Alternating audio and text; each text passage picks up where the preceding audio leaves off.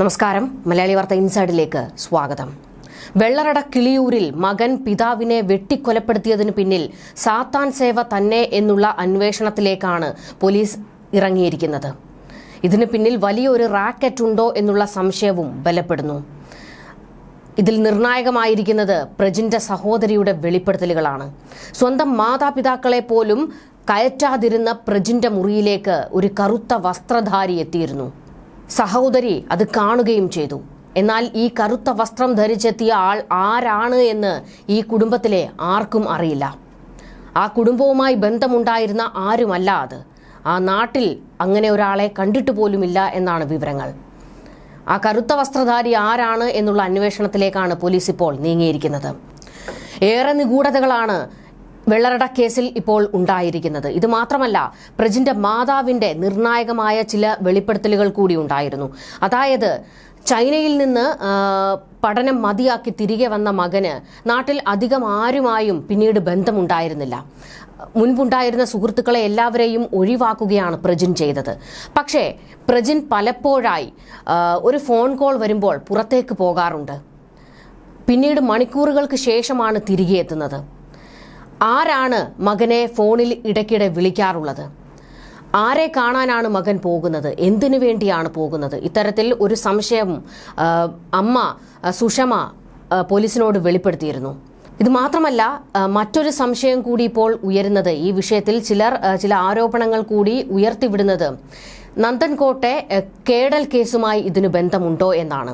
അതായത് സ്വന്തം മാതാപിതാക്കളെയും സഹോദരിയെയും മറ്റൊരു ബന്ധുവിനെയും സാത്താൻ സേവയ്ക്ക് വേണ്ടി കൊലപ്പെടുത്തിയ കേടൽ എന്ന യുവാവ്, ആ വിഷയം കേരളം കത്തിയതാണ്. കേരളം ഞെട്ടിയ ഒരു ക്രൂര കൊലപാതകമായിരുന്നു അത്.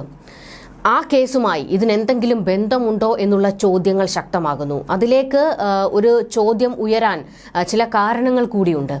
പ്രജിന്റെ മുറിയിൽ നിന്നും കണ്ടെടുത്തിട്ടുള്ള ചില സാധനങ്ങൾ, ചില മാലകൾ, അതുപോലെ തന്നെ ആയുധങ്ങൾ പ്രജിൻ തന്നെ ഉണ്ടാക്കിയെടുത്ത ആയുധങ്ങളാണ് എന്നാണ് വിവരങ്ങൾ.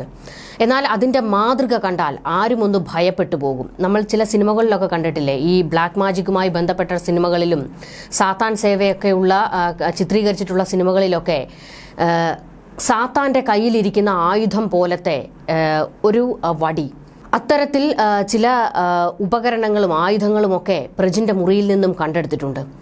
ഇതിന് സമാനമായിരുന്നു കേടലിന്റെ മുറിയിൽ നിന്നും കണ്ടെടുത്തിട്ടുള്ള ചില വസ്തുക്കൾ, ചില മാലകൾ, ചില ലോക്കറ്റുകൾ. അതിന് സമാനമായിരുന്നു പ്രജിന്റെ മുറിയിൽ നിന്നും കണ്ടെടുത്തിട്ടുള്ള സാധനങ്ങൾ. അങ്ങനെയാണെങ്കിൽ ഈ കേടൽ കേസുമായി ഇതിനെന്തെങ്കിലും ബന്ധമുണ്ടോ? അതും ഒരു ചോദ്യമാണ്. കേടലും പുറത്താരുമായും ബന്ധമുണ്ടായിരുന്നില്ല. എന്നാൽ മറ്റാരൊക്കെയോ കേടലുമായി ബന്ധപ്പെട്ടിരുന്നു എന്നുള്ള വിവരങ്ങൾ അന്ന് പുറത്തു വന്നതാണ്. എന്നാൽ അവരാരൊക്കെയാണ്, അതിലേക്ക് വലിയ അന്വേഷണങ്ങളൊന്നും പോയില്ല. ഇപ്പോൾ പ്രജിന്റെ വിഷയത്തിലും പ്രജിന് പിന്നിൽ മറ്റാരെങ്കിലും ഉണ്ടോ എന്നുള്ള ഒരു ചോദ്യമാണ് ഉയരുന്നത്. അതിന് ആരൊക്കെയോ ഉണ്ട് എന്നതിന്റെ തെളിവ് കൂടിയാണ് സഹോദരിയുടെയും അമ്മയുടെയും വെളിപ്പെടുത്തലുകളിൽ നിന്ന് ബോധ്യമാകുന്നത്. കേടലും പ്രജിനും ഇരുവരും ചെറുപ്പക്കാരാണ്. രണ്ട് കൊലപാതകങ്ങളും, അതിക്രൂരമായ രണ്ട് കൊലപാതകങ്ങളും നടന്നിരിക്കുന്നത് തിരുവനന്തപുരത്താണ്. അത്തരത്തിൽ ഏതെങ്കിലും ഒരു റാക്കറ്റ് പ്രവർത്തിക്കുന്നുണ്ടോ എന്നുള്ളത് ഒരു പ്രധാനപ്പെട്ട ചോദ്യം തന്നെയാണ്. പ്രജിൻ ഒരു മെഡിക്കൽ വിദ്യാർത്ഥിയായിരുന്നു. എന്നാൽ ഒരു മെഡിക്കൽ വിദ്യാർത്ഥി കൈകാര്യം ചെയ്യുന്നത് പോലെയുള്ള സാധനങ്ങളോ അതിനുവേണ്ടിയുള്ള പുസ്തകങ്ങളോ ഒന്നും തന്നെ പ്രജിന്റെ മുറിയിൽ ഉണ്ടായിരുന്നില്ല. പ്രജിന്റെ മുറിയിൽ ബ്ലാക്ക് മാജിക്കിന് സമാനമായ പല വസ്തുക്കൾ കണ്ടെടുത്തിട്ടുണ്ട്. ചില സിംബൽസുകൾ അവൻ വരച്ച് സൂക്ഷിച്ചിരുന്നു എന്നാണ് ബന്ധുക്കൾ പറയുന്നത്. അതിൽ തന്നെ ഒരാളുടെ കഴുത്തറുത്ത് ചോര വാർന്നു പോകുന്ന ചിത്രങ്ങൾ ഉണ്ടായിരുന്നു എന്നുള്ള വെളിപ്പെടുത്തൽ ഇപ്പോൾ നടത്തിയിട്ടുണ്ട്. ആ വെളിപ്പെടുത്തൽ കേട്ടു നോക്കാം. നമ്മൾ റൂമിൽ കാണുമ്പോഴത്തേക്കും ആ ബ്ലാക്ക് മാജിക്കിന്റെ ഒരു സിംബൽസ്, ബ്ലാക്കിന് സിമിലർ ആയിട്ട് അവൻ വരച്ചിരിക്കുന്ന കുറച്ച് പിക്ചേഴ്സ്, പിന്നെ അതിൽ തന്നെയുണ്ട് ഒരു ഹെഡ് കട്ട് ചെയ്തിട്ട് ചോര വാർന്നു പോകുന്ന രീതിയിൽ ഒരു ഹെഡ് അവൻ തൂക്കി പിടിച്ച് നിൽക്കുന്നതായിട്ടുണ്ട്. പിന്നെ അതിൽ തന്നെ കുറച്ച് ലെറ്റേഴ്സ് അവ എഴുതിയിട്ടുണ്ട്. എന്തോ ഞാൻ കുറച്ച് പേരെ കൊല്ലുന്ന വന്നു, അടുത്തിനെ കുറച്ച് പേരെ കൊല്ലാനുണ്ടെന്ന്, അങ്ങനെ എന്തോ കുറച്ച് സംഭവം വേർഡിങ്സ് എന്തോ അതിൻ്റെ അകത്തുണ്ട്. അന്ന് ഡീറ്റെയിൽ ആയിട്ട് വായിച്ചു നോക്കിയാൽ അറിയാൻ പറ്റും. പിന്നെ അത് പോയിട്ട് ബ്ലാക്ക് മാജിക്കിൻ്റെ ഒരു സ്റ്റിക്ക് സംഭവം, ഒരു ഐക്കണായിട്ടുള്ള ഒരു അതുണ്ട്, അതിൻ്റെ ഒരു ഇമേജ്. പിന്നെ നമ്മുടെ റിങ്, പിന്നെ അമ്മ പറഞ്ഞ് കേട്ടതുപോലെയുള്ള സൗണ്ട്, ചിലവർ യൂസ് ചെയ്യുന്ന പാട്ടുകൾ, പിന്നെ അതുപോലെ ബ്ലാക്ക് ഡ്രസ്സോ റെഡ് ഡ്രസ്സൊക്കെ ഇട്ടിട്ട് അവിടെ നിന്ന് കളിക്കാറുണ്ട്. പിന്നെ ഇതിൻ്റെ മുകളിൽ ആർക്കും പ്രവേശിക്കാൻ പറ്റില്ല, അത്രത്തോളം സ്ട്രിക്റ്റായിട്ട് അവിടെ നിൽക്കാറുണ്ട്. മുടി അതായത് എപ്പോഴും ആ ഫ്രഷ് റൂമിൻ്റെ അകത്ത് മുടി കട്ട് ചെയ്ത് അവന് കുമ്പാരം പോലെ കൂട്ടിയിട്ടുണ്ട്. എന്തായിരുന്നാലും ഒരു ദിവസം നമ്മളിപ്പോൾ ഡ്രിം ചെയ്തിരുന്നാൽ പോലും അത്രത്തോളം മുടി വരത്തില്ല. അത്രത്തോളം കുമ്പാരം, ഒരു വർഷക്കണക്കായ മുടി അത്രയും കുമ്പാരം കൂട്ടിയിട്ടിട്ടുണ്ട്. ആയിട്ട് ഇവരെ ഭയങ്കരമായിട്ട് ഉപദ്രവിക്കാറുണ്ട്. അപ്പായെ ഒന്ന് തൂക്കി മുകളിൽ നിർത്തിയിട്ടുണ്ട്, അമ്മയെ ഉപദ്രവിച്ചിട്ടുണ്ട്, അമ്മയുടെ മുടി കുത്തിന് പിടിച്ച് ചെയ്തിട്ടുണ്ട് എന്നൊക്കെ പറയാറുണ്ട്. അയാം സൈക്കോ എന്നൊക്കെ പേപ്പറുകളിൽ എഴുതി പ്രജിൻ സൂക്ഷിച്ചിരുന്നു. ഇതൊക്കെ തന്നെ വലിയ സംശയങ്ങൾക്കാണ് ഇപ്പോൾ വഴിവെച്ചിരിക്കുന്നത്. പുറത്തുനിന്ന് ആരുടെയെങ്കിലും സമ്മർദ്ദം കൊണ്ടാണോ പ്രജിൻ പിതാവിനെ കൊലപ്പെടുത്തിയത് എന്നുള്ള ഒരു സംശയം ഇപ്പോൾ പോലീസിനും ഉണ്ട്. ഇതിന് പിന്നിൽ മറ്റാരൊക്കെയോ ഉണ്ട് എന്നുള്ള തെളിവുകളാണ് പുറത്തേക്ക് വരുന്നത്. പ്രജിൻ വലിയ രീതിയിൽ പണം ചെലവഴിച്ചിരുന്നു. എന്നാൽ വസ്ത്രങ്ങൾ വാങ്ങാനോ അല്ലെങ്കിൽ ആഡംബര വസ്തുക്കൾക്കോ ഒന്നും വേണ്ടി അത് ചെലവഴിച്ചിരുന്നില്ല. ലക്ഷങ്ങളും കോടികളുമൊക്കെയാണ് പിതാവിനോട് ചോദിക്കുന്നത്. ഇതെന്തിനു വേണ്ടിയാണ്, ആർക്ക് കൊടുക്കാനാണ് എന്നൊക്കെ ചോദിച്ചു കഴിഞ്ഞാൽ മാതാപിതാക്കളെ ഉപദ്രവിക്കുമായിരുന്നു എന്നാണ് വിവരങ്ങൾ. ഇപ്പോൾ ജോസിന്റെ പോസ്റ്റ്മോർട്ടം റിപ്പോർട്ട് പുറത്തു വന്നിട്ടുണ്ട്.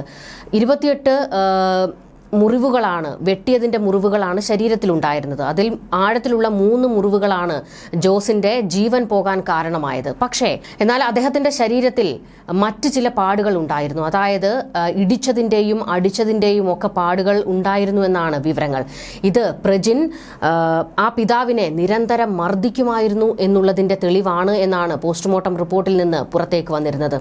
അത്രത്തോളം ക്രൂരത മാതാപിതാക്കളോട് പ്രജിൻ ചെയ്തിരുന്നു. അപ്പോഴും അവർ ഇതൊന്നും പുറത്തു പറഞ്ഞില്ല.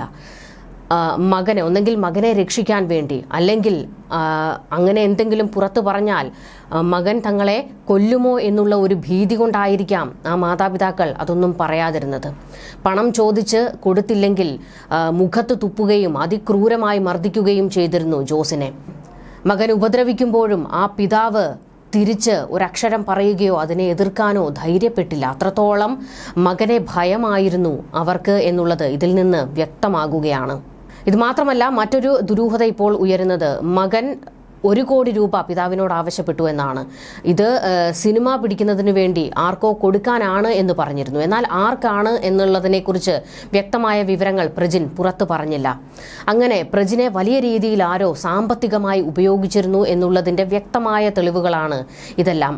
അന്വേഷണത്തിൽ ഇതിന്റെ എല്ലാം ചുരുളഴിയും എന്നാണ് ബന്ധുക്കൾ വിശ്വസിക്കുന്നത്. ന്യൂസ് ഡെസ്ക്, മലയാളി വാർത്ത ഇൻസൈഡ്.